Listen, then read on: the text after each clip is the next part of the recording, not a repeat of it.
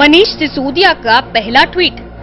पंजाब चुनाव से पहले ये ट्रेंड एक सप्ताह में एक गिरफ्तारी तक रहेगा। तोता मैना कौवा सबको एक ही काम में लगा रखा है। सिसोदिया का दूसरा ट्वीट। आजकल सीबीआई, एसीबी, पुलिस सबके पास एक ही काम है, आपके खिलाफ साजिश और गिरफ्तारी। इसलिए आतंकी हमलों की जांच के लिए पाकिस्तानी एजेंसी बुलाते हैं। सिसोदिया का तीसरा ट्वीट। मोदी जी, कांग्रेस भी इसी के भरोसे चलती थी, अब तो आपको भी 2 साल हो गए। आपकी एजेंसियां ये नहीं बता पाए कि ये आप वाले किस मिट्टी से बने हैं। सिसोदिया का चौथा ट्वीट। पिछले 2 साल में सीबीआई, ईडी, एसीबी आदि एजेंसियों की उपलब्धियों और नाकामियों की लिस्ट बना ले, मेरी बात स्वतः सिद्ध हो जाएगी। इन 4 ट्वीट्स को पढ़कर ये अंदाजा लगाना थोड़ा कठिन है कि सिसोदिया ये सब मुश्किलों में कर रहे हैं या फिर ये महज राजनीतिक निशाने हैं। हालांकि दिल्ली सरकार के मंत्री कपिल मिश्रा ने अपने सीनियर की हाँ में हाँ मिलाई। अरविंद केजरीवाल पे केस कर दो, मनीष सिसोदिया जी पे केस कर दो, इनके मंत्रियों को जेल में डाल दो, विधायकों को जेल में डाल दो। इसके लिए इन्होंने पूरी एसीबी, सीबीआई, ईडी सब कुछ लगा दिया। पठानकोट में आतंकवादी हमला होता है तो आईएसआई को बुलाते हैं।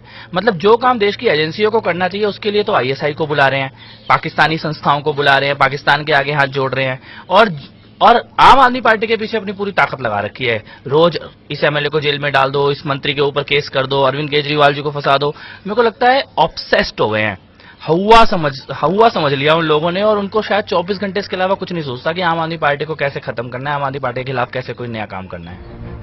सिसोदिया का ये ट्वीट तब आया है जब पंजाब में आपके एक विधायक नरेश यादव पर गिरफ्तारी की तलवार लटकी है।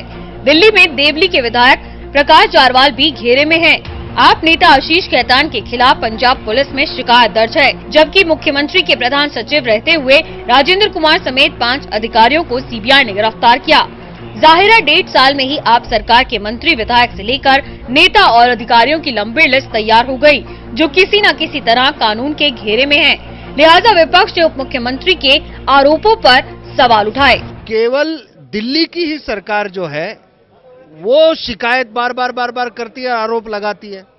इसका मतलब क्या हुआ कि इन लोगों को सरकार चलाने नहीं आती, अनुभव इनके पास है नहीं, और अनुभव नहीं है और दिल्ली बर्बाद हो रही है। जो वादे करके आए वो पूरे नहीं हो पा रहे हैं, तो अब लोगों को क्या मुंह दिखाएंगे?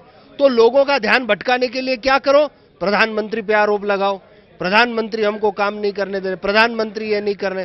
तो लोगों के अंदर ये 25 बार झूठ बोल करके लोगों के अंदर ये गलतफहमी पैदा करो। ये दोनों पार्टी जिम्मेदार हैं लड़ाई झगड़े की, कोई एक जिम्मेदार नहीं है।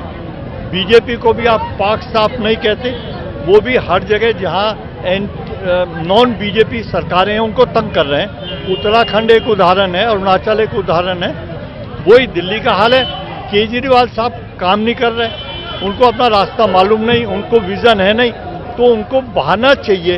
तो बहाने में वो बीजेपी से टकराते हैं, बीजेपी उनसे टकराती है, और लोगों की बुराई में काम हो रहा है, भलाई में नहीं हो रहा। बहरहाल सभी मामलों की जांच जारी है। ये भी सच है कि अब तक कोई मामला अंजाम तक नहीं पहुंच सका है।